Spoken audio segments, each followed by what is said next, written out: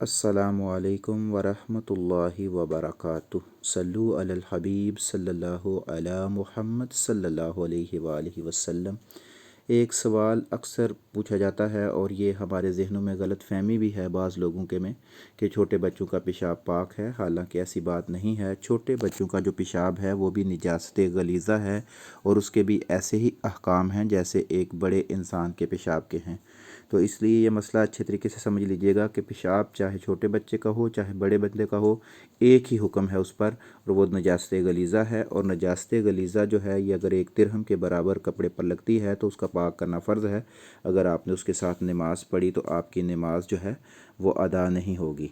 तो इसलिए ये बात जो है खुद खूब जहन में बिठा लें कि छोटा बच्चा हो बड़ा बच्चा हो, सब के पेशाब का एक ही हुक्म है और वो नजास्त गलीज़ा है।